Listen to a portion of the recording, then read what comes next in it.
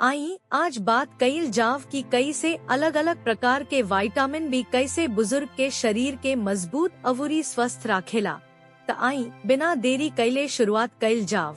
Vitamin B5 pantothenic acid. त आई सबसे पहले विटामिन B5 के बारे में जानल जाए। एकरा के पैंटोथेनिक एसिड भी कहल जाला। जैसे जैसे उम्र बढ़ेला थकान जल्दी महसूस होखे लागेला, अवुरी शरीर के फुर्ती भी कम हो जाला। लेकिन विटामिन B5 खाना के ऊर्जा में बदल के बुजुर्ग लोग के अवुरी सक्रिय अवुरी फुर्तीला राखे में मदद करेला।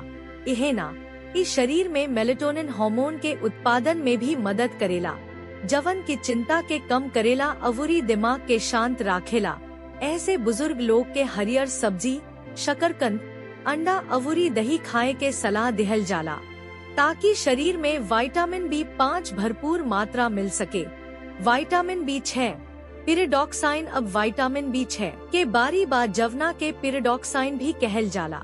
बुढ़ापा में प्रतिरक्षा कमजोर हो जाला, जवना के चलते बुजुर्ग लोग जल्दी बीमार हो जाला। लेकिन विटामिन B6 प्रतिरक्षा प्रणाली के मजबूत करेला, अवुरी संक्रमण से लड़े के शक्ति भी बढ़ावेला। एकरा अलावे इन न्यूरोट्रांसमीटर के ठीक से काम करे में मदद करेला, जवना से अल्जाइमर्स जैसन बीमारी के खतरा कम हो जाला। विटामिन B6 शरीर में होमोसिस्टीन नाम के एगो अमीनो एसिड के कम करेला, जवन की बुजुर्ग में दिल के दौरा, डिमेंशिया, अवुरी स्ट्रोक के खतरा भी कम करेला। ऐसे केला, चना, पालक, मछली, आलू के बुजुर्ग लोग के खानपान में शामिल करे के पड़ेला। Vitamin B6 biotin. अब आई विटामिन B6 के बारे में जानल जाव, जवना के बायोटीन भी कहल जाला। बाल, त्वचा, अवुरी नाखून के स्वास्थ्य खाती इ बहुत जरूरी बा। उम्र बढ़ला के संगे बाल गिरे लागेला, अवुरी त्वचा भी सूखे लागेला। लेकिन बायोटीन ए सब समस्या के कम करे में मदद करेला। एकरा अलावे इ शरीर में मौजूद कार्बोहाइड्रेट, फैट, अवुरी प्रोटीन के ऊर्जा में बदल देवेला, जवना से बुजुर्ग लोग के दिन भर सक्रिय रहे में मदद मिलेला।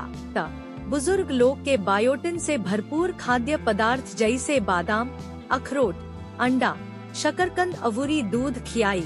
इतने ना, बुजुर्ग के शरीर के मजबूत अवुरी स्वस्थ बनावे खातिर संतुलित आहार बहुत जरूरी बा। लेकिन यदि खाना से विटामिन B ना मिले तो डॉक्टर से सलाह लेला के बाद मल्टीविटामिन के सप्लीमेंट भी लेहल जा सकता।